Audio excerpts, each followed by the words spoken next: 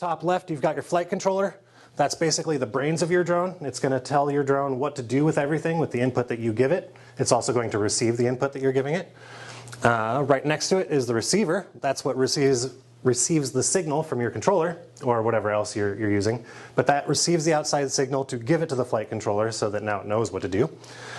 You got some visual transmitters and antennas and camera up here. That's basically how you're going to use the camera to get the visual, and then you're going to use the visual transmitter and the antenna to send that back to your headset, which is going to look anything like, it could look like this, which is a really old style, more analog setup.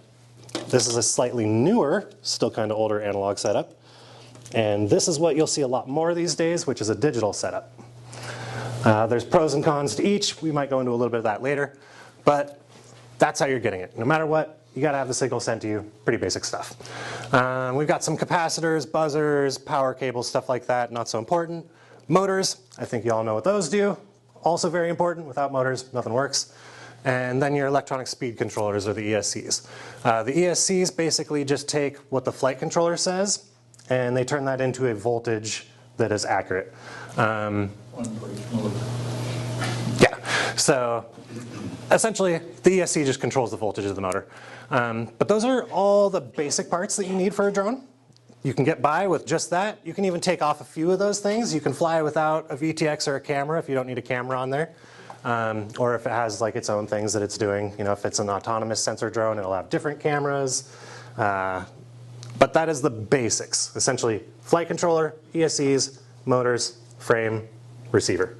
That'll get you in the air. And so let's go ahead and I, of course, put this slightly backwards, because why not? So let's start with what drones are actually doing at this point. If you want to skip to our site. Yes. Let's take a look at some examples.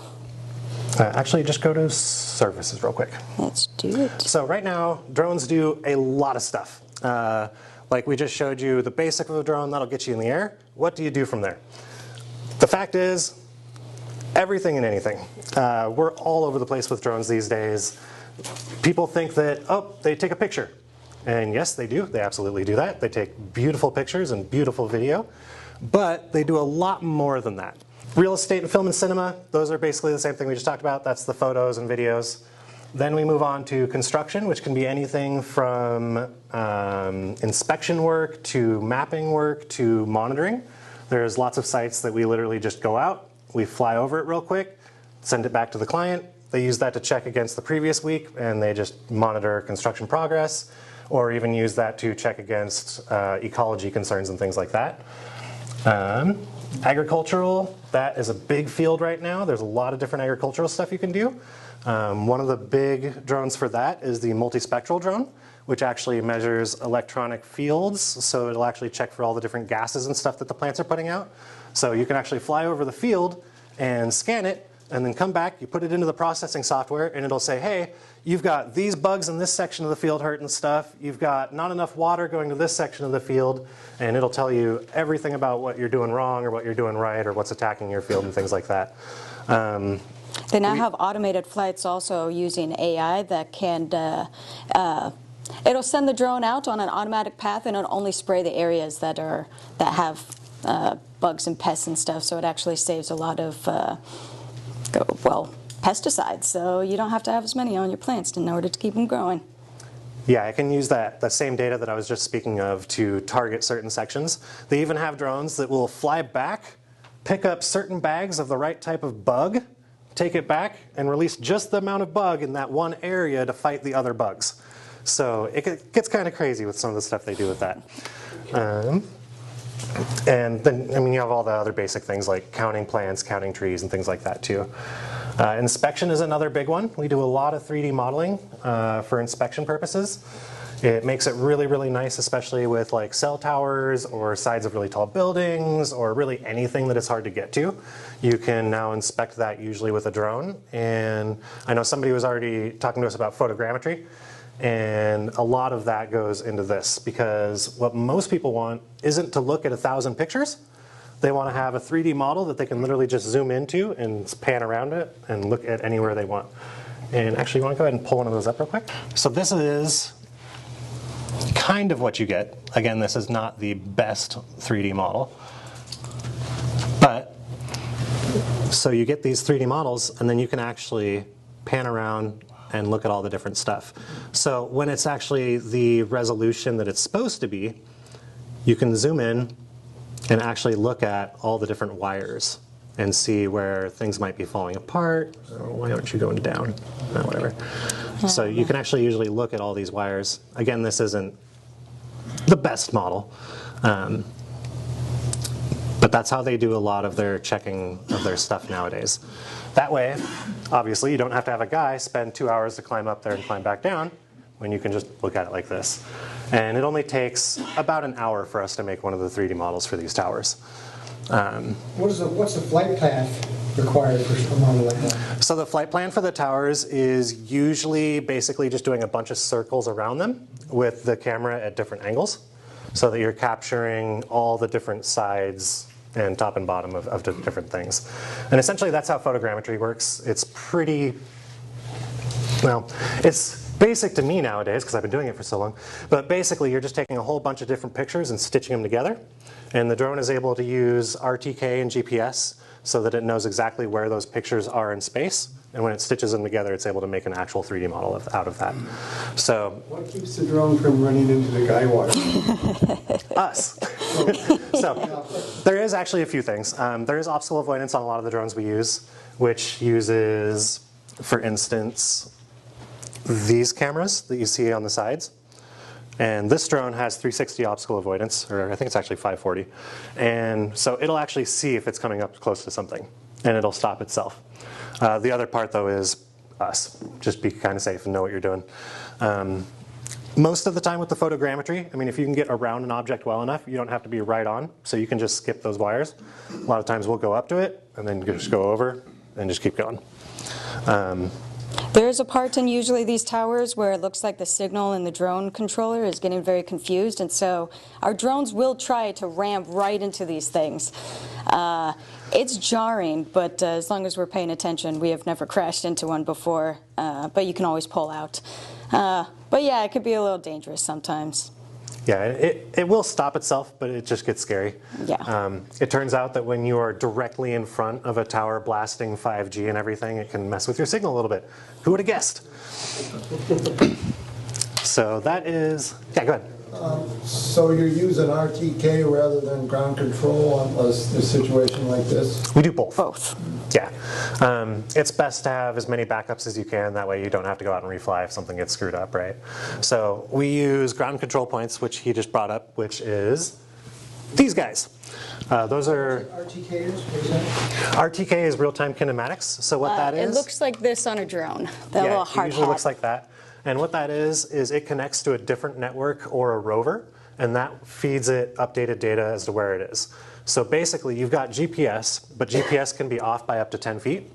So if you want your image or your model to come out right, you don't want those poles to be off by 10 feet, right? And that makes the computer confused when it tries to stitch it all together and stuff too. So you use something like RTK, which essentially what it does is says, hey, you're not 3 feet over to the left, you're right here, and then it knows exactly where it is. So is that like an inertial nav system, essentially? Kind of. There's a lot of different systems that go into it, so that is involved a little bit. But it is mostly the rover or other network saying, we know exactly where you are, so you can't be over here. And it just updates that. And then that updated info goes into the picture itself in the tag data, the metadata. Was there anything else on that? Do you have a drone here that's an example of one you'd use for this kind of work? Yeah. That guy over there, he has a brother that does have a hard hat on him, but that's the one that we use typically. What model is that? This is the Mavic 3 Enterprise. Okay. One of the more important parts is to use something that has a mechanical shutter, because most drones, most cameras have what's called an electronic shutter or a global shutter. And what that does is it kind of closes a screen like this, electronically because it's doing it line by line, kind of like the old TVs. But what happens is if your drone's going really fast, this line and this line down here end up different. And so it kind of smears the picture a little bit. And when you're trying to do photogrammetry with 3D model, again, you don't want things to be in the wrong place, so it screws everything up. The mechanical shutter does an actual mechanical shutter that basically works like old cameras. You know, we're kind of going backwards because sometimes the old way is still the best. But that creates the whole picture at once so that you don't end up with the lines. Are you talking about a focal plane? Are you talking about a leaf type like on old cameras where it irises? It actually depends on which drone. Both, I guess, would be the answer.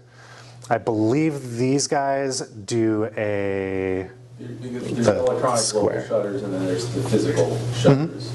Yeah, mechanical is the physical. Video camera drive chips use rolling shutter. Yeah, most of the ones use rolling shutter. This guy uses a rolling shutter. That guy. That guy actually does use mechanical Oh yes. because he's like super expensive. Yeah. Do you manufacture your drones? No. No. So you're selling a service?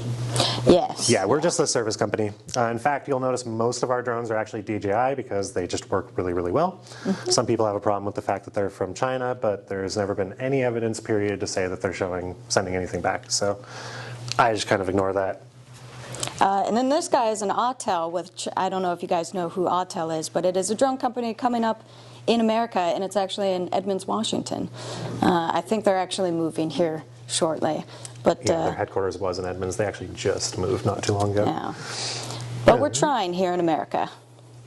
Moving on from inspection, we have roofing. Roofing, a lot of the same stuff. Some of the photogrammetry stuff is the same. A big one is also thermal. We do thermal work, which is also that guy right there, the Autel, the orange guy there. Thermal is great for a lot of things. On roofs, it's really nice because you can see if there's heat leaks. Or as we had somebody near my home residence in Paulsbo, he asked us to come out and take a look because he bought a house and he was paying crazy amounts for his electricity bill. And we scanned his roof and there was heat leaking through every single tile on his roof. Come to find out that the previous owner had installed a new roof and the company he used didn't put the plastic layer on the roof. So it basically wasn't even insulated. So that was a fun one. We also just do basic roof reports, which are super simple. We fly across your roof really fast, generate a model, it generates a report, and it says everything about your roof, whether you want to know about all your different vertices, whether you got tiles going bad, all sorts of stuff. The thermal is also really good for like solar panels and things like that. We scan solar panel farms and it'll show where every, I want to say diode, but that's not right, but it'll show where all the photovoltaic cells are out. So instead of somebody going out there and measuring it with a multimeter, it can just see, hey, that cell isn't hot because it's not doing nothing. That is actually the house that I was talking about. As you can see, it is not insulated very well. It should not look like Yeah. that. So he was able to take our $200 roof report and sue them for, I think it was around $60,000. Yeah. What else with thermal? I know there's, What do you call that? I don't know that. Warrior. I was happy that hopefully his roof was being taken care of, but I never went back to check.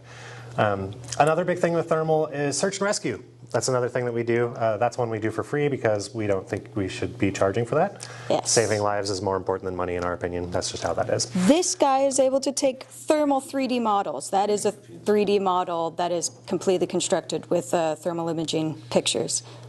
Yeah, so you can do Incredible. the same photogrammetry thing can be done in thermal. So this is actually the Harbor Island Film Studio in Seattle that just opened a year or two ago. Does it have both thermal and optical cameras? This one does. So it uses the optical for the registration and then co-adds the thermal to be able to wrap the thermal over the optical aligned data. Yep. Yep, absolutely. Yeah, and as you can see, they also had lots of roof problems. Us scanning it made them. Insulation at all. Yes, exactly. They need to replace the entire roof is what we discovered from this scan. They Yeah. thought they could do some patchwork, but as you can see, that's not being patched up. Yeah, we were actually doing a different project for them, and then we showed them this, and they decided to not patch the roof. 'Cause Cheaper to find out about it than to fix it. it really is, yep. Yes. Yep. All right, what else we got? Thermal inspections, which we kind of already went over. Yeah, there's also power lines and things like that you can do thermal for. Thermal plant health analysis. Back This to is awesome. services real quick. Yes. There we are. Are there any down. of your drones that are big enough to carry a LiDAR instrument? Yeah, technically this guy can do LiDAR. We haven't gone into the field of LiDAR yet, partially because it's a huge cost to get into. Up until last year, I think the cheapest drone LiDAR camera was 40 grand. And we also just haven't had too many people ask for it yet. So it's not a use case for us just yet. It's something that we're probably going to get into this year, maybe next year. What would be the use for a LiDAR camera? There's a lot of different LiDAR cameras you can get. I believe the one for this guy is called the L1. So I say, what would be the mission for a LiDAR? Oh, mission for LiDAR. Okay, so kind of the same as the photogrammetry. It gives model data, but the difference is that it's even more accurate. We can get, with that guy over there, down to 2 centimeters of accuracy, or under 2 centimeters of accuracy. I've noticed it gets down to about 1 1/4 is where it kind of limits out. LiDAR can do millimeters, and the other nice part about LiDAR is that it does it very, very fast, and it can go through and under growth and things like that. Because it's using the lasers, it can actually bounce through treetops and measure the ground underneath, as to where the photogrammetry, it's just visual. So we're just seeing treetops. We don't know where the ground is underneath. We can't get that data. So it is used mostly for bigger projects because you can do like an entire city in like an hour. Or for looking like under trees and things like that, where you really want that ground data. USGS has a website that has the LiDAR database for the US. It's phenomenal. Yeah, yeah. It's amazing just to go look at that. Yeah. They have a lot of data on there, yeah. Information. Yeah, so for us, generally you would only use LiDAR if you wanted more data, if you wanted a better point cloud. Usually like land surveying and stuff like that. Mostly surveying, though. Something that you need to be very accurate with. Yeah. Or changing sites. If it changes, obviously the USGS isn't going to work. Yeah. Because it's different now. So some of the other things that I don't think I really have a bunch of visuals for you on this, though. Drones are a huge market. So I can't give you visuals for every single thing. I don't even think I can talk about every single thing drones do these days. But some of the other things that they do is deliveries. You may have heard about this in the news lately. They've been starting to deliver, I think pizzas are being delivered in Edmonds with a drone at this point. It's a little bit of a weird thing. We probably aren't going to see that as a huge thing everywhere for quite a while. What it is really good for, though, is medical supplies.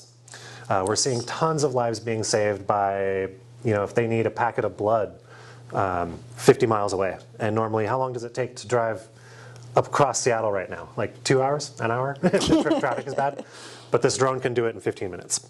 So, and also, especially in places like Africa and things like that, they've got long-range drones, and they'll go, a few 100 miles with a heart to the next hospital over, and that's great for saving lives. So deliveries are a thing, and they are kind of important, just not in the way that you generally see on the news. Nobody really cares about pizzas for delivery anyways. Delivery drone. Can I back up with a question? Do you guys do interior surveys inside of a building? A little bit. Generally, it's more efficient to not use a drone for that. Okay. They have things like Matterport and things like that. They use 360 cameras that work a little bit better. Same size building? Oh yeah, yeah, That's- absolutely. Okay. We could absolutely do that, yeah. Interior though, also where it's a little bit darker, drones are generally made for outdoors, so they don't have as good low light capabilities as you'd think.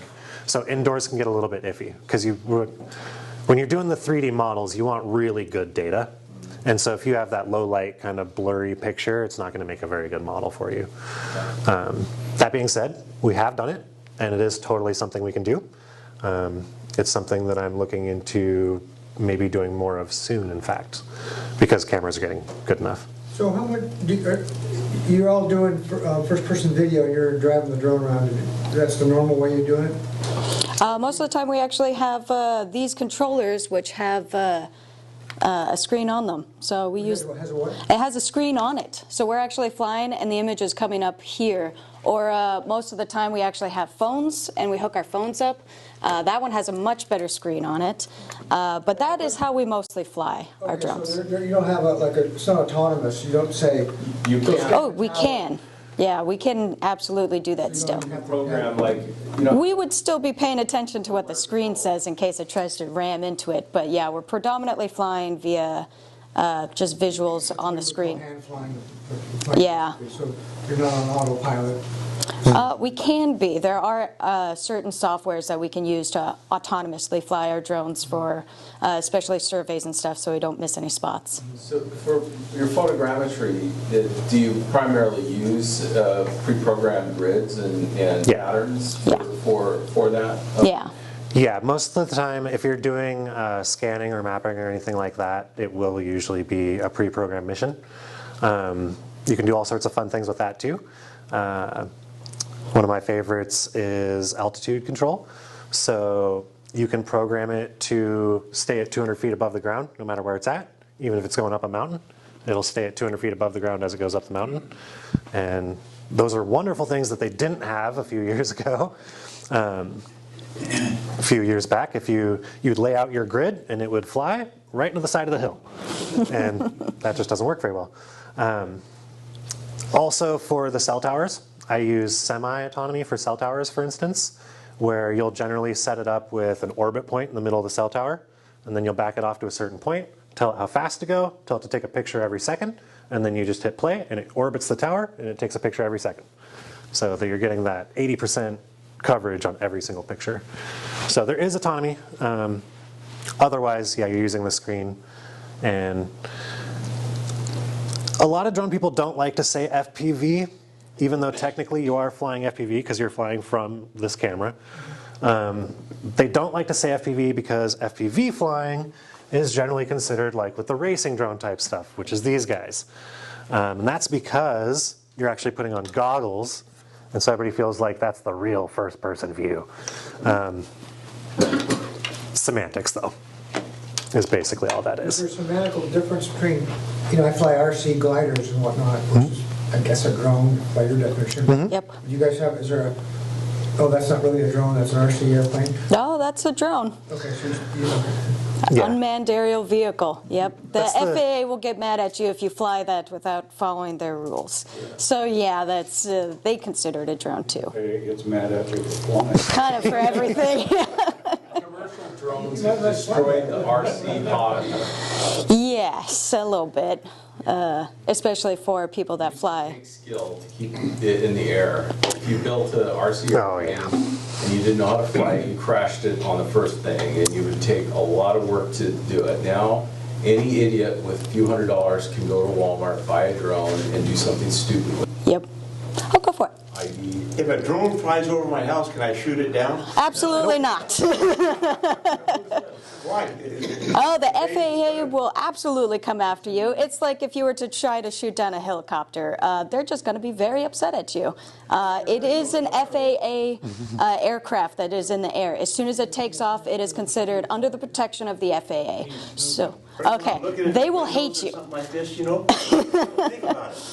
Think about it. They have giant guns now, if you've seen these things. They are giant radars that you can point at a drone now, and it intercepts the signal to go into what we call a slave controller, which is a backup controller. So you point it at the drone, the controller is intercepted, it now goes into your partner's controller, and they can fly the drone, land it safely next to you, and take the drone. The FAA is starting to use stuff like this. It is out there now, at least. Is there an altitude limit though where you can't go below? Not below. Oh, 400 feet is as high as we can go. Yeah, there's a ceiling, but there's Oh. no. Lower boundary, so somebody can come and skim over my house and hover around my backyard if they want to. As soon as it's in the air, it is considered FAA laws, and we'll kind of go into it later, but certain states have different laws about what privacy means. Washington State is basically if the drone is in the air, your privacy goes out the window. However, there is a lot of if it is clearly that the drone pilot is harassing you, they are coming over repeatedly, if they're clearly looking into your window, you can't call the cops. The FAA won't do anything about it, but the local regional police and municipalities will absolutely do something about that. How much does a big one weigh, and what's the weight limit before you have to have a license? 0.55 pounds. So 249 grams. yeah, That's the limit. that's the limit of. As soon as you go over that limit, you have to register your drone with the FAA. There's no limit whatsoever. If you use it for commercial, it doesn't matter how light it is, it must be registered, and Yeah. you must have a license if there's any commercial activity. Yep. Yes. If you're using it privately, then the 500 gram. Yes. Yeah.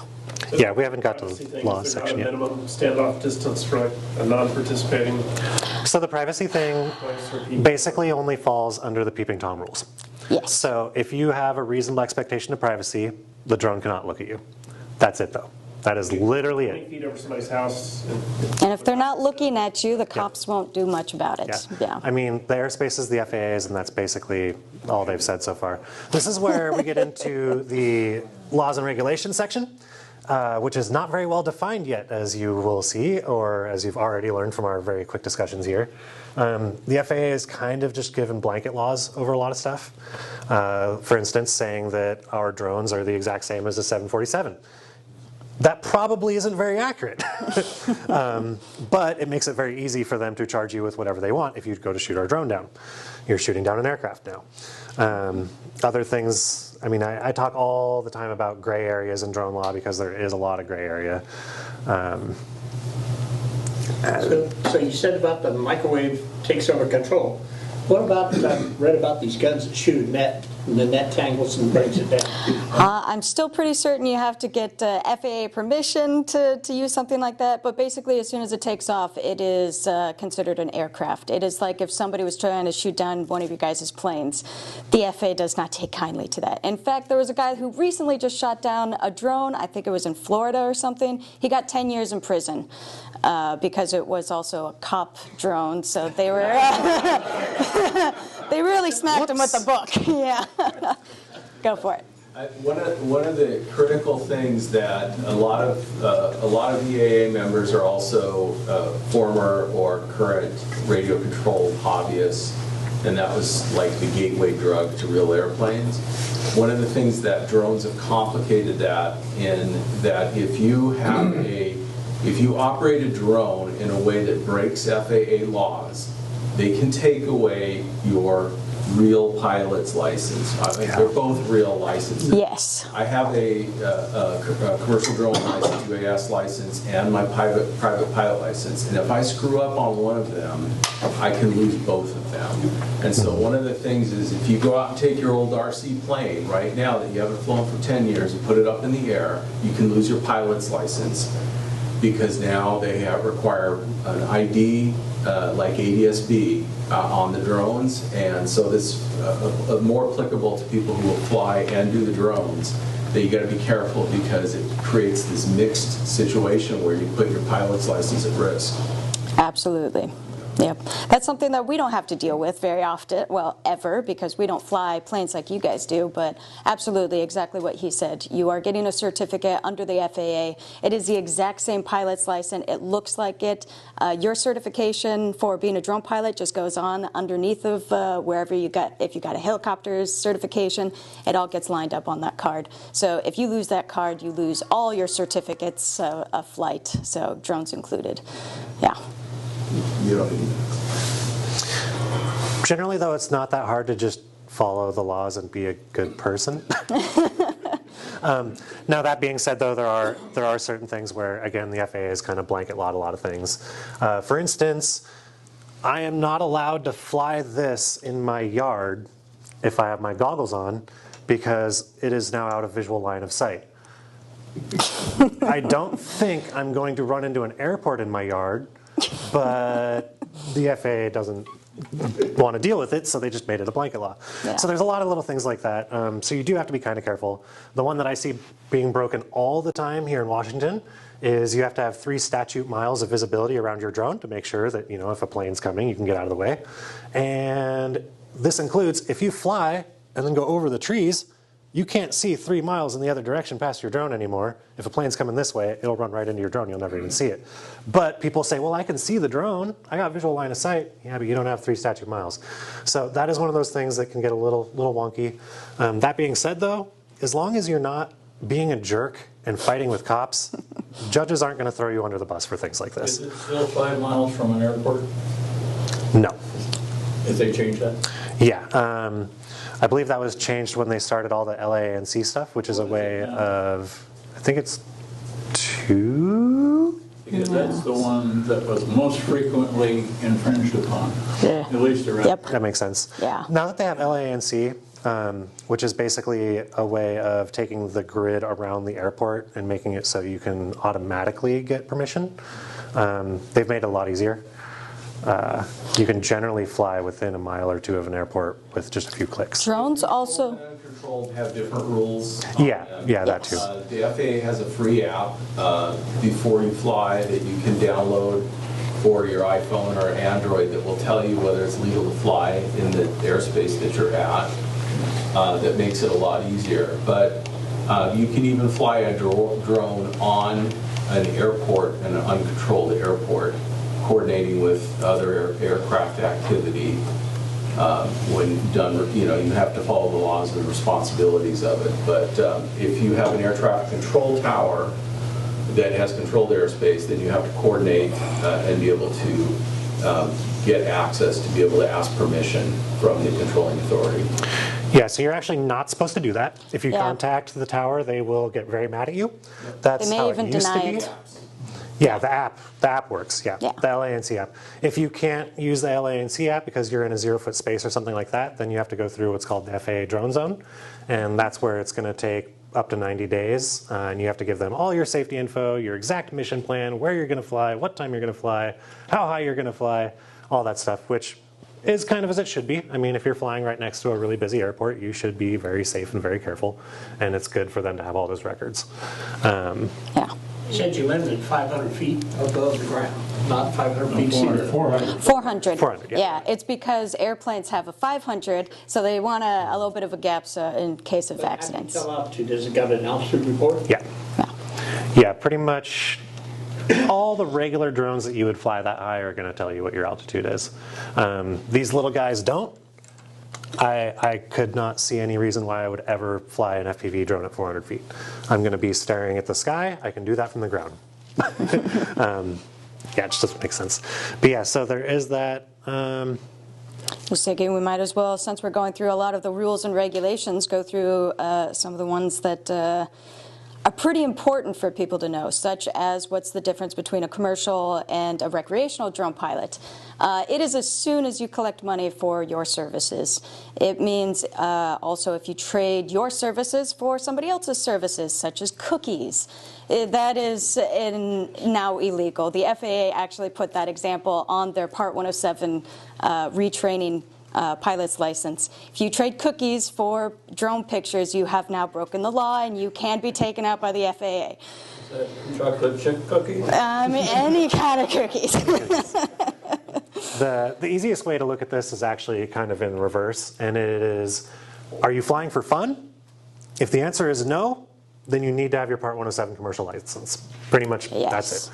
There's recreational and there's licensed. If you're flying for fun, you're flying for fun, and that's fine.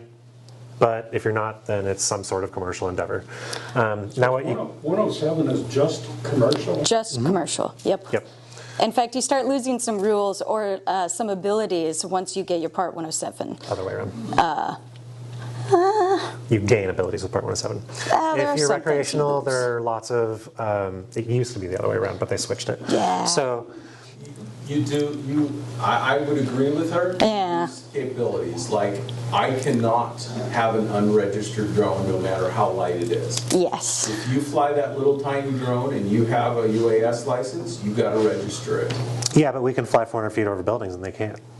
Right, but you. But for people that are You hit some, just you doing lose. recreational It's kind of stuff, 50. yeah. It The way depends it on how you used to look be, at it. though, was basically recreational could do whatever they wanted Yes. within some of the laws.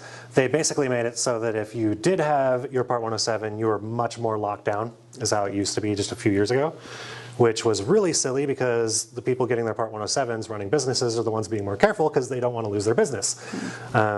So it has actually kind of started to swing back the other way. There are pros and cons, of course, to each. Do you want to go from And also, if you're going to be a recreational flyer now, they just implemented this where you now have to take a trust test. So if you want to fly your drone in your backyard, you do have to take essentially an FAA pre-Part 107 test. It is a legal requirement now. Is it unfortunate? Yes, I think it's really dumb, but it basically is just a bunch of questions saying, how high can you go? 400 feet. Should you be peeking into your neighbor's yard? No. So it's very simple questions, but you do have to take it. And there is also a Washington registry where I believe it's just for commercial pilots, but I do want to say that recreational pilots are part of this, where if you have a drone now, you have to register it with Washington State. But just in Washington, if you're flying in Washington. Online test, or is that a in-person test? The one that for Washington is an online test, but in order to do that, yeah, I think you just go onto SOS.com, so Secretary of State, and there should be a whole list of how to go about doing that. Yep. It's on the FAA website. But yeah, the trust test, the recreational one, is online. If you want to do your Part 107 test, that is done at actual places. Yeah. Just to summarize, I got a Costco drone for Christmas. Haven't flown it yet, except in the living room. If I take it out today, first nice day we've had, and fly it, I have to pre-register with the feds or just the local state government or what? How big is it? If it's under 249 grams, you don't. If it Yes. is over 249 grams, it needs to be registered. And you need your trust test. Yeah. So by comparison, what is that DJI? What's the weight? I want to say maybe 3 to 5 pounds. So Yeah, that's way over yeah. 249 The grams. only one I think we can legally fly is that tiny little yellow one, and that might even be just barely crossing the limit. Even this guy is over 249 grams. Yeah. So the only ones that you can usually fly legally without are very small, about that size probably. The DJI Mini Pro and Mini 4 and those mini series are all just under if you use this included battery. And Yes. they have some very capable drones with obstacle avoidance, 4K cameras, etc. The thing about Minis the don't have obstacle avoidance though. Yeah, the thing about the minis is they have kind of gutted it to make it incredibly small and light enough so that it could get past this, but as soon as you add anything, a sticker, it becomes overweight and now you have to go register it with the FAA. Something that a lot of people do is think that they can get the mini because you can fly over people if you're under that weight limit. The problem is, in order to fly over people, you have to have propeller guards. The problem with that is that now it became too overweight and now you can't fly it over people. So it's kind of a weird thing with the Mini. Are the minis required to have ADS-B out? They have it built in now. Yeah, it's not ADS-B. They have RID, so yes, remote yes. identification is the new thing. And yeah, a lot of the newer drones have it built in. The older drones, you're supposed to go buy a thing to put on your drone to make it RID compliant. This is a big contention right now with a lot of people. It has been the whole time because, I mean, I know I, for one, don't want to put my $14,000 drone in the air and have anybody with a scanner nearby know exactly where I am. Things are kind of dangerous sometimes when you're flying drones in certain neighborhoods. There's actually a weird story about that in Washington. On one of our somebody in one of our drone clubs ended up encountering somebody that must have scanned his RID in his drone, discovered his address, his location, who he was, what he was flying, called him pretending to be the FAA, told him to land the drone immediately, even though he has all full permission, has the certifications, totally legal to fly. He landed his drone and about 15 minutes later got a call from them saying, you can fly again. That wasn't the FAA. The FAA doesn't just call you like that. They're also not just tracking where all of our drones are at any given time and asking us to land without any due cause or proper concerns. So what that means for drone pilots, we have no idea, but it is pretty sketchy, like he was saying. No. I talked to a commercial who encountered a drone at 18,000 feet. That is not okay. Ooh, that's spooky. Yeah, I mean, there's parts where it's good and there's parts where it's bad. We do need to be accountable, right? Absolutely. But do we need to be trackable that easy? I find it incredibly silly that ADS-B isn't on every single thing that's in the air. It's really silly to me that. Yeah, I mean, there was a case just recently in Florida where somebody was flying over, like I think it was like a flea market or something like that, and a tourism helicopter came out of nowhere and hit his drone. And so the drone pilot, it's his fault because we're always at fault, period. If anything hits us, we're at fault because we didn't get out of the way, which is fair. It totally makes sense. But he basically, A, wasn't following the 3-mile statute law because he couldn't see over a bunch of the booths that he was near. And so this helicopter came in out of nowhere. Now, why didn't the helicopter have ADS-B? Why didn't the drone have ADS-B? Why couldn't they see each other? Well, because they're not required to. And not only that, even though the guy had filed with LAANC and all that stuff, that doesn't get sent to the helicopter either. So technically, the FAA knew the drone was going to be there and in the air at that exact moment, and they didn't notify the helicopter. Yeah. This is just a lack of communication, and things should be different. There's a lot of radio towers that go higher than 400 feet. Yes. So if you're required to do a survey on something like that, can you get an exception and do your survey? As long as you're Part 107, you are allowed to go 400 feet over the tallest building. I think it's a 200 feet radius around it, but you can't go over a building that's, say, 400 feet tall. You can go 400 feet above that. I would highly suggest monitoring yourself as you fly that high, though, because helicopters will still buzz by. Well, if it's a radio antenna, you're not, Yeah. you shouldn't be flying that close to it. You would think. We've seen some close helicopters, though, on a few occasions. The antenna of a building. They would consider it, yes. It's a structure. It's structure, yes. Yeah, structure, 400 not feet, building. 400 feet above or to the side of the tallest obstruction, or the obstruction, I guess. Again, now that's where recreational pilots don't have that anymore. Yes. For whatever reason. Have you done any pipeline monitoring? Not pipeline. Or one of those outfits? Not pipeline yet, no. Don't do that. We have the capability of it. Opportunity, or you wouldn't? Just haven't had the opportunity. Yeah. Yeah, it's absolutely something within our capabilities. A lot of money, because they retain real airplanes to do the job, and a drone could do a better job. Yeah, sometimes it's still better to use a plane. The battery life. You can get down beside the pipeline. Yep. Go underneath the damn thing. Yeah, it's better for some things. For when they're just checking like the top for the full length, though, if we're doing something all the way up to Alaska, it would take so long to do that with a drone because I'm flying, maybe 1 or 2 miles at a time. Then I got to change my battery out, and then I've got to be close enough also to send the signal to the drone. So big, huge projects like that are usually a little bit still out of the drone capabilities. Now, what they're working towards with things like that is actually autonomous drones that can land at docking stations and recharge or switch batteries by themselves. So what you do then is you just set one every 10 miles along the pipeline, and the drone will fly, land, and it'll just keep going and just patrol it the whole time. So, yep. We already got some drones doing that, especially for agriculture. Yep. It's been a slow coming for that type of stuff because the autonomous drones, the FAA has been really careful with. Yes. Even Amazon has had a pretty tough time getting through with that one. So I have a hard time with laws, if you couldn't tell, with the gray area and stuff, but mostly just because there are 1,000 laws. We could talk about laws all day long. We could go 3 more hours talking about laws. Easily. So I don't want to get too far into it. There are the basics. Don't fly over people. Don't fly over cars. Don't fly over 400 feet. Don't fly in restricted airspace like airports. Anything else basic? Don't fly at night unless you have Part 107 certification. Or a strobe. And you a have to have a strobe, strobe yeah. that is visible for 3 miles. Again, if you take your Mini up with a strobe on it, you're over that 249 gram limit, just to let you know. I've seen a lot of people do that. You're not allowed to go over 100 miles per hour.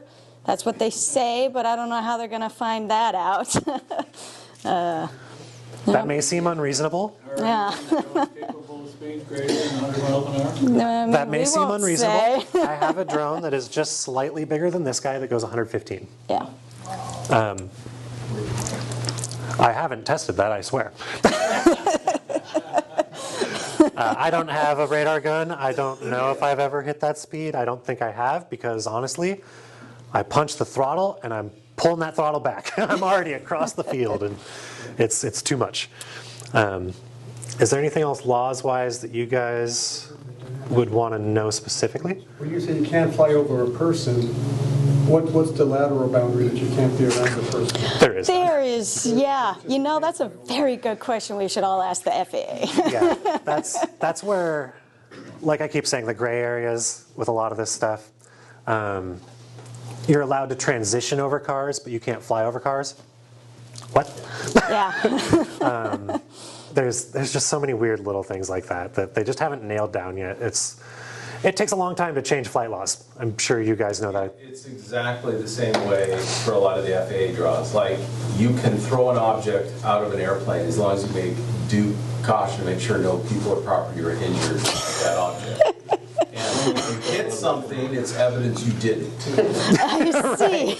Right. Basically, The backwards kind of. throw, you know, a 10-pound weight into a trash can in the middle of downtown Seattle, and it didn't hurt anybody and no one complains, you took adequate precaution. But in the middle of the desert, you throw a feather out and it sticks in someone's eye, you didn't. So the FAA can decide that if what you did gets their attention enough, you know, then they'll go after you.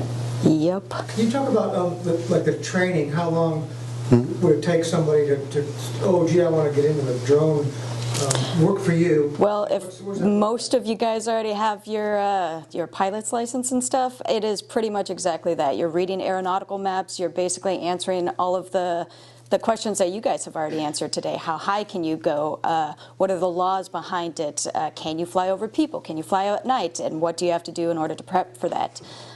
We ended up getting our drone pilot's license in about a month. No, I meant the physical training. So, like, you know, we have. Oh, okay. So actually flying the drone. So getting your Part 107 is a process. You do not actually have to fly a drone in order to get your Part 107. You can never have flown a drone, touched one, and go get your Part 107. On average, it takes about 3 months for you to get that, and then you can start really practicing. And I would say it takes about a year for you to get like really proficient. At least a few months to kind of figure out what you're even doing with the drone, what all the settings are, and how you can actually incorporate that into some useful products. If you're going to hire someone in your company, what would the resume look like to work? At least a year of flying. Flying commercially or just flying recreationally? Or how would that work? We don't really do recreational because you can fly into a tree as many times as you want, and I mean that doesn't prove much of your capabilities. So we like some sort of commercial application for it. Yeah, I mean, essentially a year of stick time is good. But what I especially look for the most is how experienced are you actually? Anybody can take a training course. That doesn't mean you actually learned anything, right? So I actually look more towards what their skill base actually is at the moment. I like to take them out and see them fly, or just give them a test. Hey, go take footage of this event or this person or this nature walk or landscape, and then see what they come back with. Because it takes a lot of different skills. I mean, there's also different types of piloting. Like if we're doing mission-based flying, they need to be able to do the mission and know what to look out for, but they don't really need to be that good on the sticks or have like a camera eye. But if obviously you're doing like real estate work, you need to be able to take a good picture too, right? There was actually a time that we hired somebody with about 6 or 7 years experience on drones. First day, he left his drone in the middle of a parking lot and almost got ran over. We're like, okay, that's a red flag. And then the second time we took him out, he almost crashed into the building we were recording, and there was a hawk, a bald eagle in the sky, which is a huge no-no. You drop your drone immediately. You do not run into those. And he did not, and was actually having problems even trying to figure out how to land. So yeah, that was 7 years of wasted experience, I guess. Yeah. So follow up there. So you know, for us, everything is how many hours. We have basically two things: how many hours to do a minimum, and then a currency requirement. Have to have done something. So you know, it's 3 landings in the last 90 days, that kind of thing. So are there similar things for y'all? Nobody logs hours, or they would say, I've got, you know. DJI will actually record how many hours that you fly, but only on DJI apps. If you log out and fly and you don't realize it, it might not log your hours. So a lot of pilots don't actually know how many hours that they've been flying. And even still, you could toss your drone up in the air, do a hyperlapse, which is your drone just sits there for half an hour and then you drop down. Is that half an hour of useful time where you actually learned how to operate a drone? Not really. So time on the sticks doesn't really matter as much as, say, like for airplanes and helicopters. Absolutely. I'm going to go to the gentleman in the back. So I've been through the pilot getting a UAS license. Yes. And it's a lot easier because we know the airspace and everything like that. So it is harder to get to join an AMA club at one of these flying fields than it is to get an FAA drone license. They don't care about your skills whatsoever. Yep. And in fact, you can have a drone license and then have someone unlicensed that's under your watch working for you, and you're the licensee, and you may never even touch the stick, but you're the one controlling and organizing. You're essentially the pilot in command without flying. Yes. So you're the one responsible for the flight and the mission and the rules and everything like that, and therefore on the hook for it. And you can have other people who are watching and other people who are at the stick or doing other things under your command. So they don't actually do any practical tests for it. But what you can do is you can go through online, do the training online, take a test online, and then I think right now you can still go to a certified flight instructor and get signed off on for the actual license part of it, and then it goes into the system the way you would for applying for another certificate. And they actually do give you a separate UAS card from your pilot's license. It doesn't combine, but that's the process. It's not too difficult for a pilot because most of the concepts you already know. Yeah, the hardest part is the sectional maps, so if you already know that, you're pretty much good to go. Yeah. But it is kind of one of the gaps in the system, right? That you don't have to have any practical knowledge or understanding of a drone. You can just go take the test, and if you've got the bookwork, you're good. I feel like that's a little silly, but it's at least kind of understandable. The knowledge should come first, at least. The other side of that I really don't like is where we talked about earlier, you can just run to Costco, buy a drone for $400 and go screw around with it.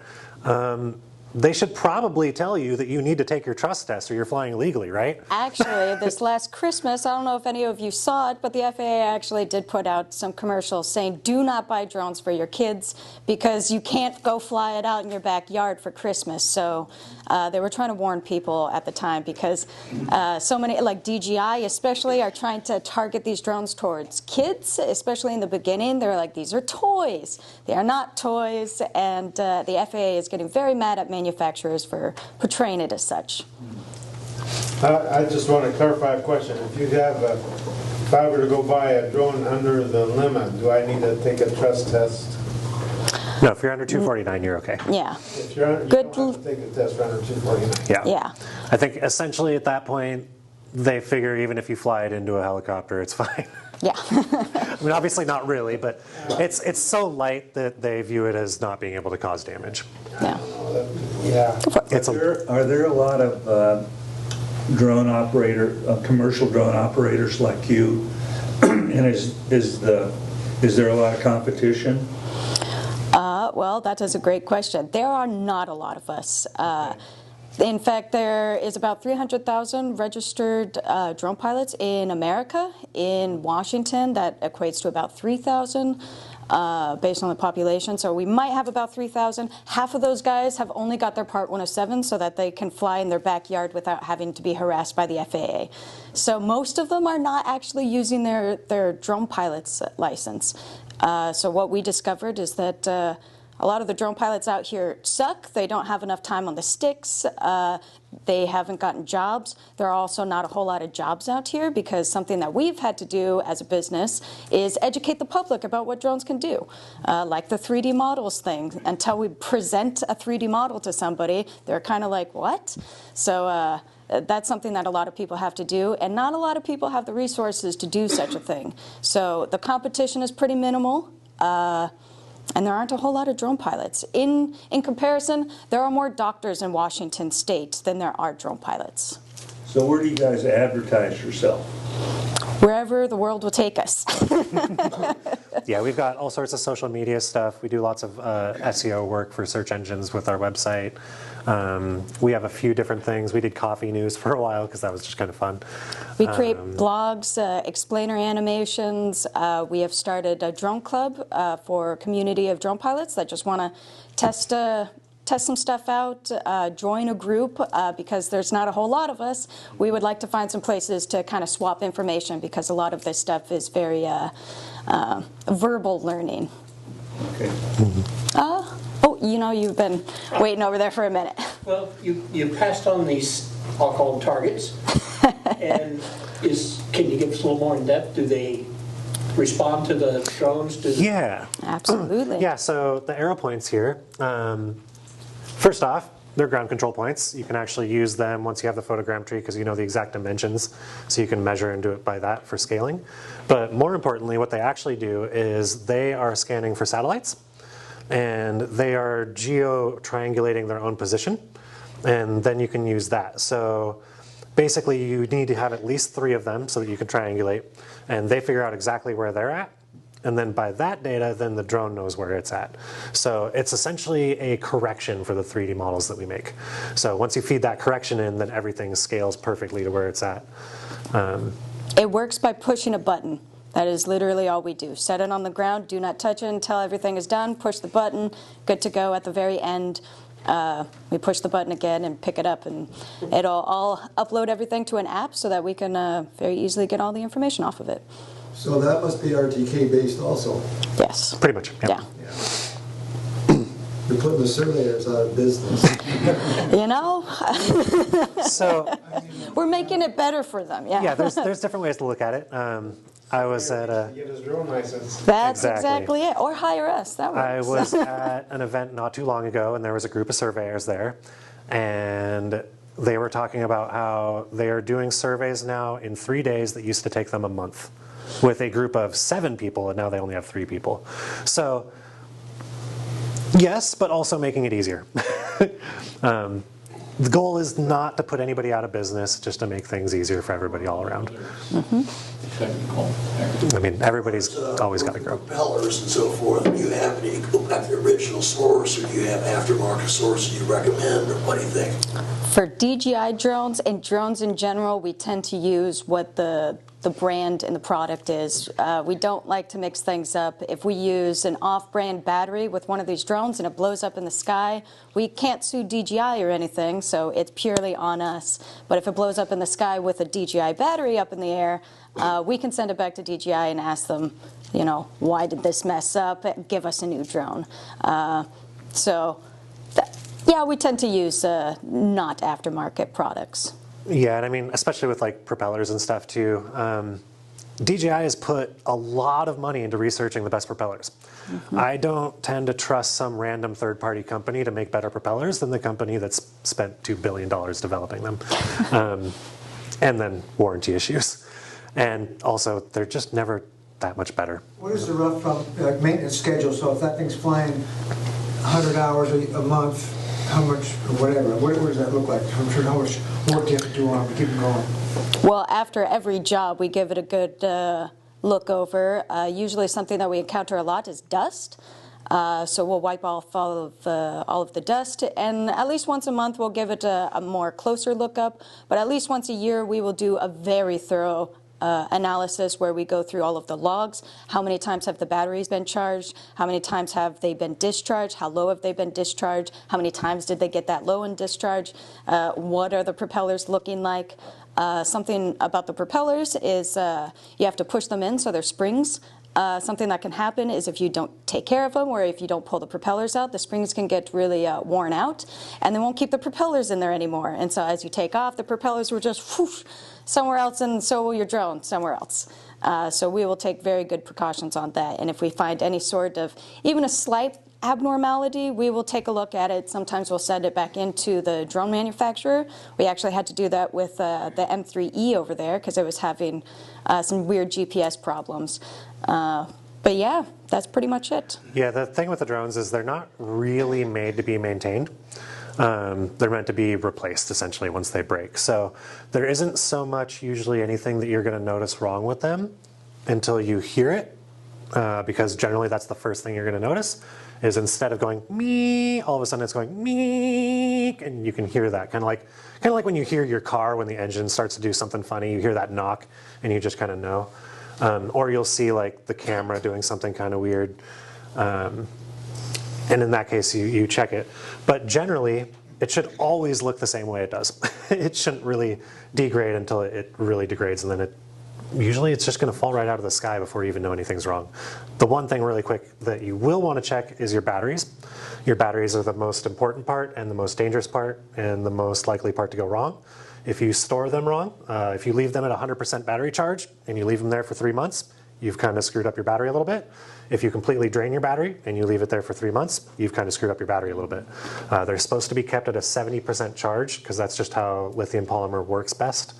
Kind of like back in the day with your batteries, like rechargeable batteries, it's still the same thing. These are lithium-ion batteries, not lithium-iron batteries. These are lithium polymer. They're not. Lithium, but they call lithium-ion, or used to. The kind that Boeing had, or somebody had, and that ignited itself with baggage compartment. Yep. These aren't.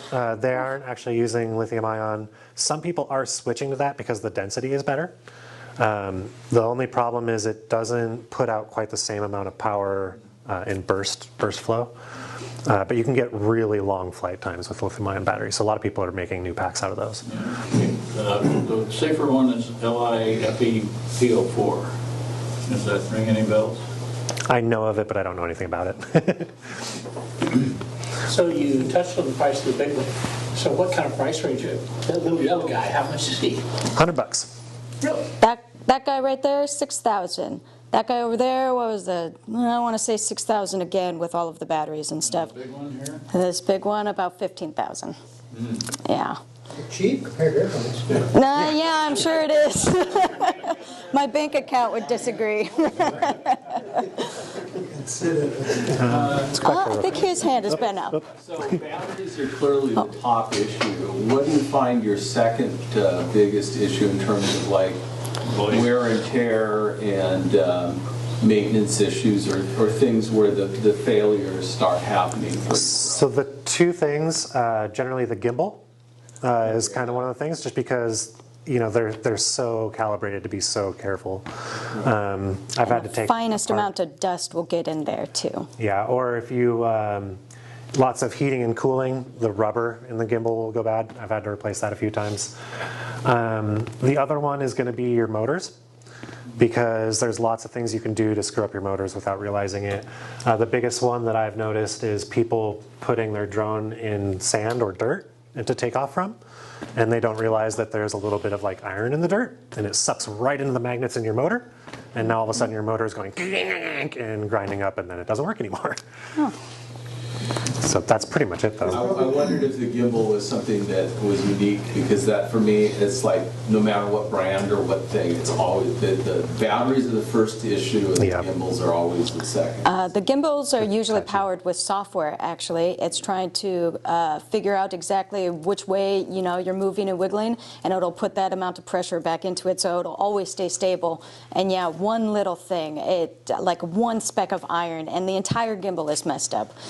I've been on many jobs and watched the gimbal just go like this. I'm like, well, either the drone is about to crash or it's the gimbal, so I should drop it. No. How common is crashing? Not often. We don't crash that often. FPV pilots, the ones that use these really fancy stuff, they go into the air, they do some dives and stuff, they tend to crash all the time, on a daily basis if they're flying. It's just kind of the name of the game for FPV pilots. As far as these guys are concerned, we have so many sensors on them. There's sensors up top, sensors on the sides, sensors on the bottoms. If we crash it, we have really messed up. So, you know, I think we've crashed one drone this entire time in the 7 years we've been in business. It definitely depends on what you're doing, what your skill level is, what type of drone you're flying. And yeah, she's basically totally right. With FPV, we kind of have a motto: if you're not crashing it, you're not doing it right. If you're not pushing yourself, you're not getting better. So, are we looking at the CEO and the COO of the firm, and how many other employees are there? No. Well, we have 2 other employees right now, and a couple people that we subcontract with. Is it a private corporation or a stock issuing corporation? Completely private. Yep. Why not? Yeah. For you? Yeah, we love it. It's been pretty good. Go for it. I'm curious about the aerodynamics of the thing. I had 2 questions, and then you mentioned gimbals. I mean, so I wonder about that. Something near to our heart is what happens if you lose an engine. How the hell do you rotate this way? How do they do that? Oh, if you're missing an arm, if one of the engines go bad, you're flipping the drone, so it does not know how to compensate. I don't think any of these drones know how to. Most of the time. Yeah. This guy can operate on 3 engines. Yes. It's no fun. I've seen it. Essentially, an engine goes out and you start doing the spiral of death, but you can at least try to bring it back. As far as turning, it's the differential torque. Yeah, I was going to say it's the words that I don't remember all the time. Yeah, they operate kind of weird. And that's one of the things that's a little bit weird about drones that I always have a hard time explaining to people, really. But the way drones fly is not the way a plane flies. And it's not even really quite the same way that a helicopter flies, because essentially you're pulling yourself. So a plane is gliding and probably pulling itself a little bit too, but you're gliding through the wind. So to turn, you turn, and your wings are actually going to pull you, right? With a drone, though, you turn like this, you're not going to bank. You're just going to go like this. And when you're going forwards, if you do that, you're going to go like this, and you're going to keep going forwards because you've got that momentum. So what most people don't realize is basically what that does is to go forwards, you actually have to tilt forwards like this, and then you have to accelerate to pull yourself up at basically, you know, the angle of, you guys should know that better than me, the angle of attack, right? So that your momentum is overtaking the gravity. And what that does, though, is it makes it really weird to turn, because you can't just turn. You actually have to turn and bank at the same time, so that you're yawing and banking at the same time, so that you're turning and then yawing into your turn. And it just makes it fly a little weird. It's not the way you'd expect, because it's not like the plane where you just kind of bank and roll into it. Which is why FPV is kind of its own beast that most people don't fly FPV. They used to say that quadcopters were impossible to be flown by humans without automation. And then FPV pilots came along. Yes. And there is a tiny bit of automation that FPV pilots do have, but for the most part, the non-FPV drones, you're essentially taking an autopilot with a plan, and your sticks are just basically changing the flight plan, and the autopilot is flying it for you. And the autopilot also has the input from the sensors for obstacle avoidance and other things like that. So it gives you a very safe envelope. And what you're doing, what these experts are doing, as much of what they're doing is the cinematography, the organization. They're using a lot of higher level skills in accomplishing their work, while the second-to-second flying of the plane, like a helicopter pilot, lets their hands go and it crashes, right? these drones will just basically just sit there in the same spot until you tell it to move, except for the FPVs. Yeah, I was going to say, all except for the FPV. You stop touching those guys are coming down. Yeah, Full manual. The FPVs, that's where you get to the second-to-second, millisecond skill again. And I went into, for myself, I went into drones from RC airplanes and flying real airplanes, and kind of was like, oh man, it's just like flying autopilot. Then I realized about the higher level skills, the cinematography, the planning, the mapping. And then when I went back into FPV, it was like one of these rushes. Like, I can't believe I crashed it. I want to go again. Yeah, I mean, I love FPV. It's actually how I got started with drones. I saw a guy named Mr. Steele doing freestyle drone runs in Dubai for the world competition. And freestyle is where you're doing flips and going around things and just doing all sorts of craziness. I saw that and was like, I can fly an F-22 without going to the military or dying? I'm in. So I love proximity flying with FPV and stuff. That's my favorite. And it is 100%. It's basically all manual. You take your fingers off the sticks with FPV, and it's either just going to keep going the direction you sent it, or just fall right out of the sky. Videos of that? I will show you some stuff while we answer some more questions, but I'll get something go ahead and pulled pull up. some stuff up. The small level of automation they do have is basically what just keeps it working instead of just flipping wildly because, hey, there's 4 engines doing something. Essentially, the flight controller in the middle tells everything what's going to happen, and then it checks it, and then it recorrects. So it's doing 3 computations, and I think it does them, well, it depends on your flight controller, but it's like thousands of times, up to tens of thousands of times a second. So you say 5% left, it goes, go 5% left, and then it checks and goes, hey, we actually went 8%, back that off 3%. And it does that all just in a split millisecond. So even just hovering, if this motor encounters a bug, so it doesn't go quite as fast and it dips a little bit, these other motors are going to change to keep that going stable. But that is all the automation that it has. Other than that, it's just going to go wherever you tell it, even if you tell it to fly straight at the ground. I noticed there's no attempt to make them aerodynamically clean. You see this coming in the future. Hit about 50, 60 miles an hour, and there's a lot of gain to be made in that area. Do you see it coming? There is actually lots of that going on. Yes, not with these guys because they're not meant for that. But what we've found is it's an efficiency game, right? The battery to the efficiency of the motor. And once you're going 60 miles per hour, then the air drag is also a big factor in that. And you'll see that with the big 7-inchers and 8-incher drones that are meant for long range. They are made much more to be efficient. They're a little bit longer and sleeker with the arms in ways that once they're tilted forward at their optimum level, it's meant to be kind of perfect with their... Good, thank you. So, yeah, it is definitely something that is considered. For the most part, though, like things like this, those motors are going to overpower that. What drone are you flying? That little black one, actually, Yep, so the FPV drone. That was this guy, is most of the flights, and there's a smaller version of our M3 over there that is doing some of the more stable flights. What was that? Is that a Nevada or? No. Nope. This is a slammed squirt Cinewhoop. It's kind of custom made, so. Nope, no hovering. Even the Avada's got some of the cheats for the FPV people. Can you change a light bulb with a drone? Yes. I have seen it happen, yeah. Yep. So one of the videos I was going to show you guys, I might not get there because I know we're getting a little late. So going into the more experimental side, now that we've talked about a lot of the things and what they do and stuff like that. Ooh, yeah. There are all sorts of crazy drones that do really weird stuff.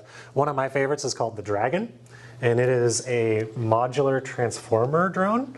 Basically what it is it's a whole bunch of different propellers on like a snake-type body, but they're made so that they can actually gyroscope left and right on that body. And with that, they're able to actually turn and change into different configurations and fly and things like that. So one of the configurations that they have is wrapping around a valve, and then the whole thing just spins and it spins the valve around. So that would be how you do your light bulb. Or just, I have seen actually, they had one drone that I think they literally just stuck a light bulb with a piece of glue on the top and then flew it up into the socket and spun it around with the yaw. Yep. This is another one. I did not find the Dragon he was talking about, but I found this Dragon. This is the drone light show. So this is all automated drones flying with little lights on them, creating something so awesome. I think that this is just breathtaking. Those are individual drones. Those Yeah, are so all every- individual drones. Every light is a different drone. There's usually between like 100 to 1,000. Yeah. It depends on how big. How big it's getting. This one almost looks like it could be 1,000. There's a lot of drones in there. Yeah. What And size drone do you, they're about this big. Yeah. They're basically a light box with propellers. Yep. And yeah, they just use programming. So you basically program a 3D route and you tell each drone where to be and they just kind of follow the route. Yeah, I've seen the Arlington Skyface. Yeah. They're getting increasingly popular. There's actually quite a few around here. Just going to see if I... Alternative to fireworks. It really is. And you can do cooler things, honestly, even. I've even seen I saw one drone show where they made the drones look like fireworks. So they'd have one drone go up lit, and then a whole bunch of drones light up. And it basically looked just like fireworks. Here's another... Oh, Just a quick question. go for Are it. they sensing each other in that drone swarm? So it's So both. it's not an individual positioning, it's a sensing of what's around you. It's a little bit of both. They do basically run off of like an RTK type network with GPS, but then they are part of a mesh network as well so that they know where each other are, so that if they lose signal or anything like that, they can actually still continue. So is that a real? This is real. Yeah, this exists now. They can put out fires now. They are carrying giant hoses with CO2 canisters in them, and they're blowing both water and foam at the fire. How practical is this? You can only get into the first room. These drones are obviously way too big to fit through the windows because they have to carry so much water up those pipes. So they're not incredibly practical right now, but this is definitely a future invention that's being worked on. They're also coming up with search and rescue drones that can go inside of here via complete automation. I've seen some of the work going on this, and this drone is incredible, but it's in its beta mode. But they're able to go in there. They're able to slide against walls. They won't be superheated, so they have a lot of fire protection on them, so they can actually go through fires. They also have speakers on them so that they can find lost people that might be stuck in a room inside. Pretty incredible stuff on the way as far as fire and rescue goes. There's also another drone that drops what they call fire bombs, which is especially handy for out here in Washington, where we have a lot of fires that we know are going to be set off eventually. So what the fireballs do is the drones will take them out in very specific locations. They will start fires so that it creates this barrier that has already been burnt so that the fires don't cross that barrier. So it's preventative measures by setting fire to the forest to prevent fires. Yeah. Kind of crazy, right? Actually, that's a traditional technique. Yeah. Until now. Yep, yeah. Artificial intelligence, I'm sure is getting involved in a greater degree.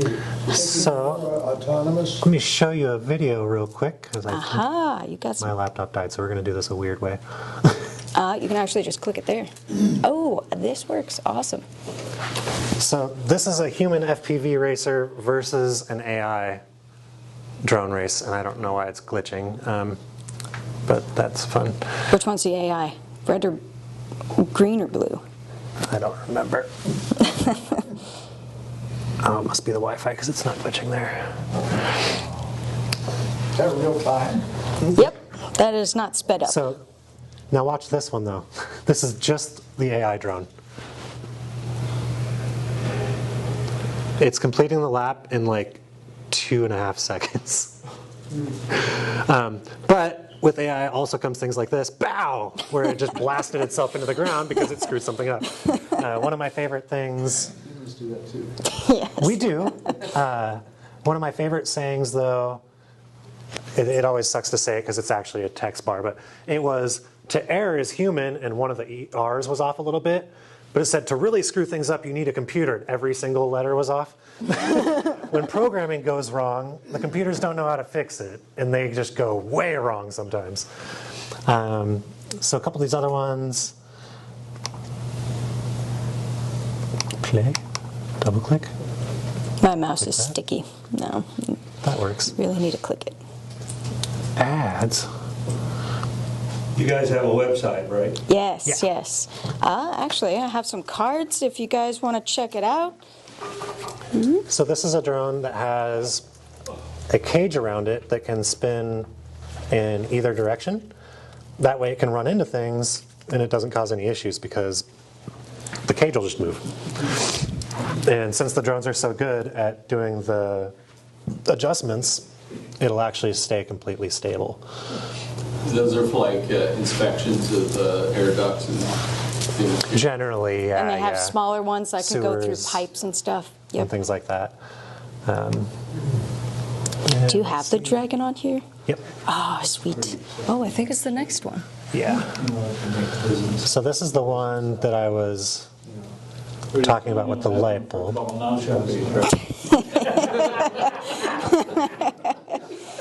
Nano drones are coming. I will not be in that field. So this is the completely modular drone. These are like 3 or 4 different drones all pieced together, flying together, and they can come apart, turn into 2 giant arms. They can fly individually, so you have 4 different drones flying. It's like they're mating. It does. Yeah, so one of the cool things about this too is because it can change into all these configurations, it can do things like this, where it can actually push things around, it can twist things, it can pick things up.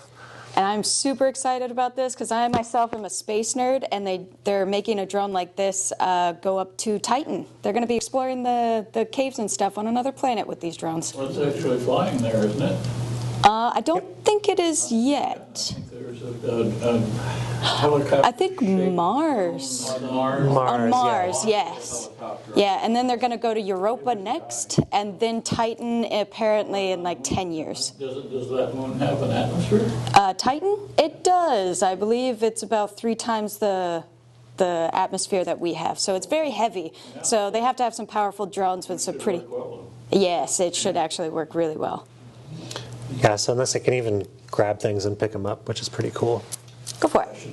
I've seen like YouTube videos of somebody riding a mountain bike through the forest. Yeah. You'll have a drone chasing along behind, missing the branches. Yep. Other scenes, the guy's going on a mountain trail, the drone is flying above, ahead, behind, around it, but it stays focused on the cyclist. How does that work?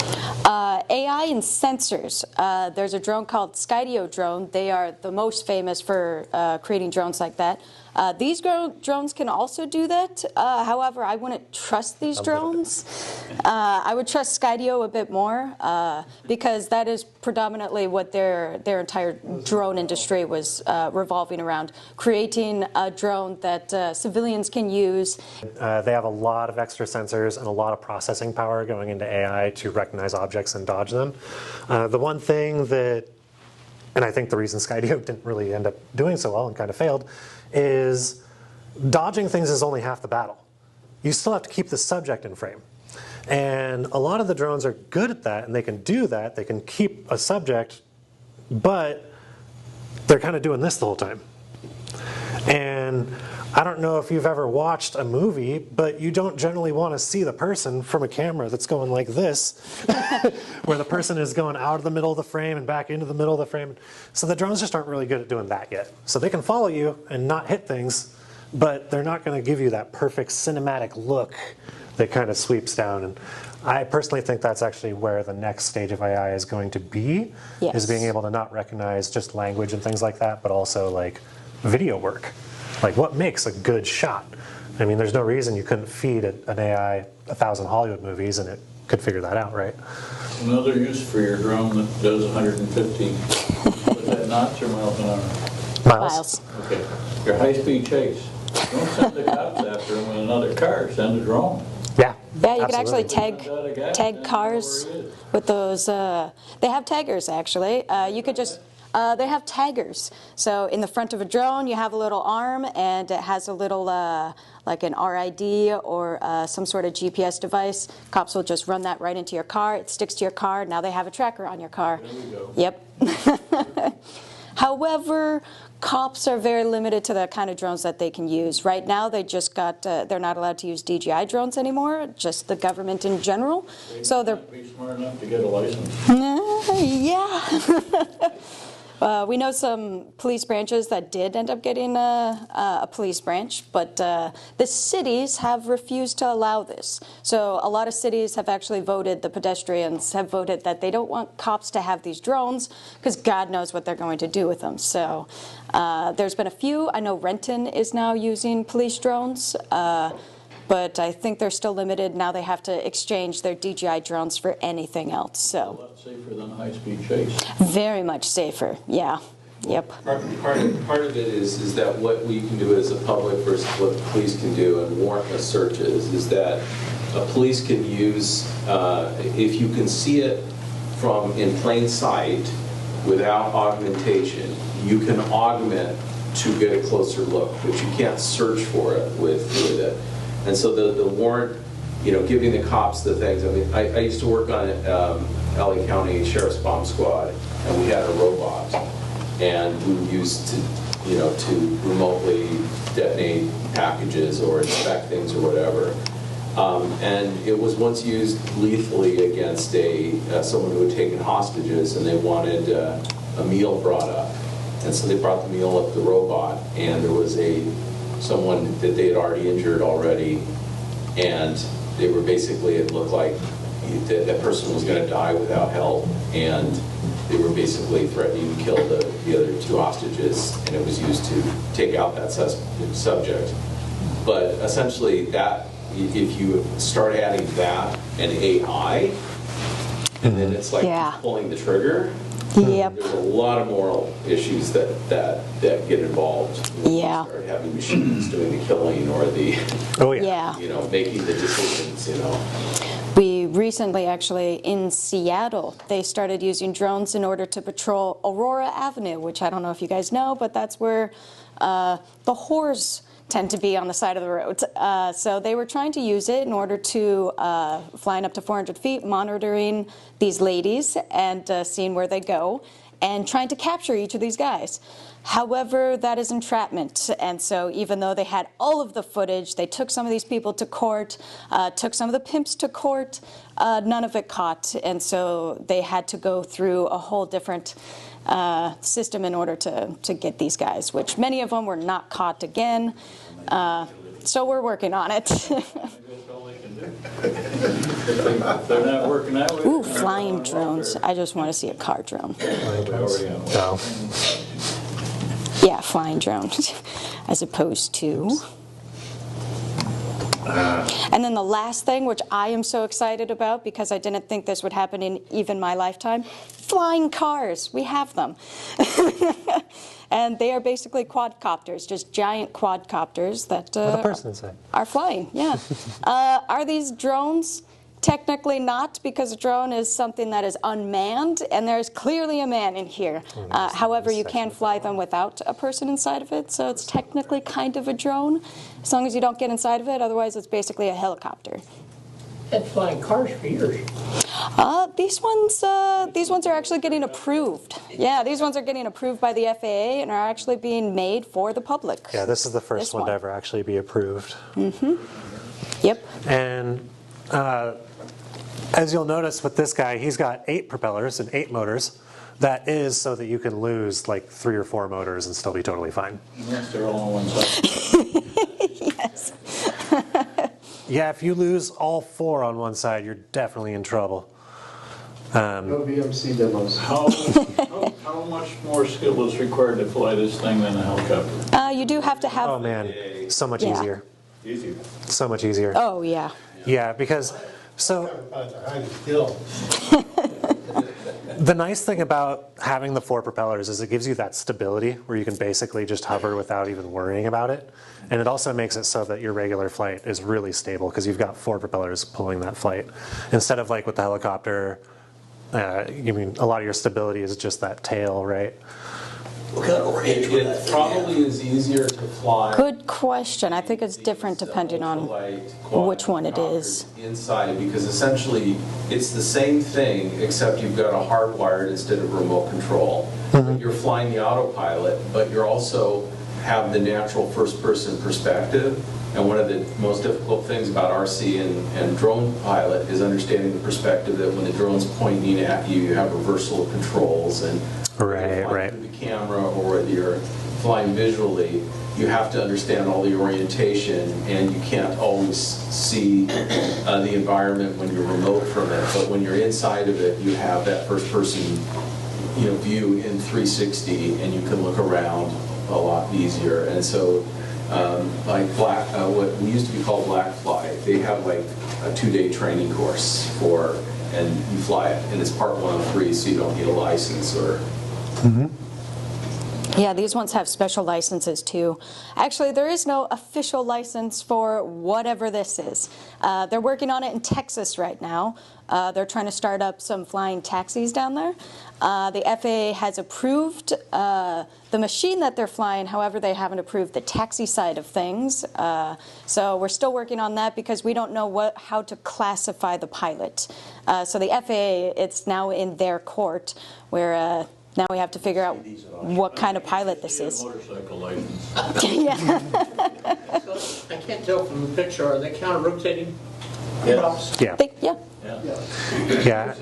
So I mean, the real takeaway here is essentially just that the sky is no longer the limit. Now it's your imagination. Yep. Because you can put these together in any sort of different ways you want, any different formats or anything like that. You can make them do absolutely insane things. One of my favorite recent ones that I had a picture, but my laptop died. They've got some drones now that they've kind of got the X configuration, but they're made to pivot, kind of like the other drone, so that these two propellers will keep everything running, but that the drone itself can actually pivot to like come down and look at things. Or the one that I was looking at actually had some sort of material scanner on the front, so it would come up to like buildings up really high up, and it would stick to the side of them and measure for rust and things like that. And so that's just one kind of version of that that's coming out. But essentially, we're going to be able to take these things and put them just about anywhere we need them to do just about any task we need within reason. That guy? Cost of a house, about $250,000. Yeah, I was going to say Yeah. 100,000 is like the cheapest one you might find, and I wouldn't get in that if my life depended on it. But about $500,000. How noisy? 98,000? I don't know if I believe that. I saw this one being 300,000, although maybe it got cheaper as they worked on it. Oh, was there a question out there? Well, I just, do you have kind of a description of how noisy a full-size? Loud. Yeah. That could be the Achilles heel for it. So they're trying to figure that out. That's another reason that they do the props underneath the way they do, actually, is because it helps to take that prop wash and reduce the noise a little bit. We did just recently do a job for some people that were working for the Navy here, where we were actually taking up all of our different drones, and they had speaker system that was underneath, and then they had a whole bunch of detectors that were directional antennas, and they had us flying an S pattern so that they could see how big the noise pollution was. That was actually really cool. I was like watching it, and it looked like a meteor going across the screen because it was the sphere of sound that my drone was making. That was kind of fun. But that was specifically to test for air taxi type stuff, so that they could figure out the noise pollution sphere and how close to the city can you be, basically. Right now, they're better than piston airplanes and helicopters, but they're still not quiet enough to be unnoticed going over neighborhoods. So. Yes. Yeah, they do have. One would be fine, but if you had 20 drones. Right, yeah, and that is one of the things. Yeah. One of the big delivery drones is called the Zipline, and that one is almost silent. They've got a really weird propeller technology. The propellers actually kind of come out like this, and one of them is literally about half the size of the other one. And it cuts up its own airflow so that you don't get quite as much noise. It looks really weird. I would never believe that it made anything fly if I didn't see it. But it is actually really quiet to where from about 200 feet you can't even hear it. And that thing is like this big, so it's not super tiny. Incidentally, at NASA down at Edwards Air Force Base, as well as Count Colleague Pomona, has been working on a Brandl wing, BRANDTL. They were going to use a probe for going to Mars and so forth, a glider. Anyway, in the course of all this, they looked at Ludwig Brandl's papers and so forth. He's the guy that did the elliptical wingtip and so forth, basically a century ago. He later wrote a paper 10 years later saying that's the wrong thing. It's not a question about the wing efficiency, it's the dual aerodynamic package efficiency.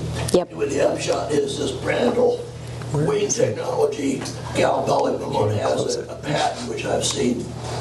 They applied that to a propeller. They got about an 85% increase in noise and about a 10 or 15% increase in propulsive efficiency. Oh. So that's something you might want to keep in mind in the future. Well, if it's patent, we probably won't see that for a very long time. Hopefully they'll release it. Public domain. Oh, is it? NASA. Oh, you know, maybe some, well, right now we're looking for people that want to build drones. Right now DJI is going under because they're Chinese owned, so we need some drone manufacturers. I wouldn't say they're going under, but I would say America is in great dislike of DJI drones. So right now there is not a whole lot of people that are building drones over here in America. We may be even embargoing them. Yep, we bought all of our drones very quickly recently because we were kind of predicting that some stuff is going to go down with DJI. Autel is our next best bet. They are the second best. They are based in Washington. In fact, here in Edmonds, Washington, so not too far away. They have a lot of problems, though. I won't go into full detail about why this is not as great as that, but it's not.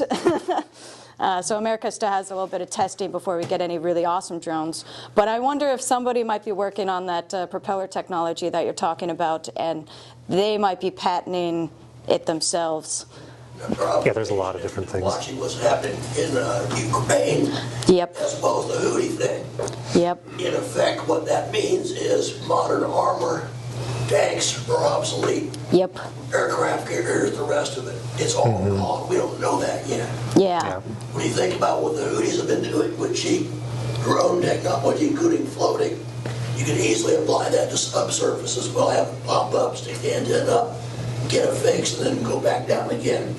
Yeah. What happened? The Navy has these battle cruisers with anti-aircraft missiles and so forth. They've got to go back to port to resupply. Might have 10, 15, 20 shots aboard, whatever. But if you have a cheap drone, if the floating drone doesn't have to have all this fancy stuff, what happens, the Navy was saying, Biden was saying, okay, we're going to shut down all this Houthi stuff in the Red Sea. That lasted about a day before the Navy and the tankers turned around and went the other way because they could not assure themselves of safety. Yeah. That makes sense. Asymmetrical warfare has been trouble for everybody from... Yeah. Has it ever not been a problem? The military thinking hasn't caught up with it. Yeah. Yeah. It's like using Napoleonic battle formations with guys with bayonets and muskets going up against grape shot. Yeah. Doesn't work our shrapnel. That's what we are right now. Our infrastructure militarily is completely obsolete. The Flying Dragon thing we saw. Yeah. I regret bitterly to say this, but that's the future. Yes. Yep. Put a grenade on all of those, and what are you going to do?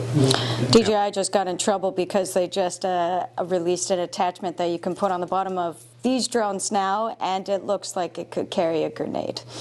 I mean, they say it's just a carrier for carrying things, which is also something that the FAA won't allow you to just do. You have to get special permission and permits to carry anything on your drone.